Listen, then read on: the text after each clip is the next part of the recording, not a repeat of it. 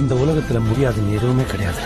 எல்லோருக்கும் ஜெயிக்கிற காலம் வரும், புல் கூட தன் பூமியை பிளந்து வரும், உன் பாதையில் 1000 திருப்பம் வரும், நில்லாமலே ஓடிடு இலக்கு வரும்.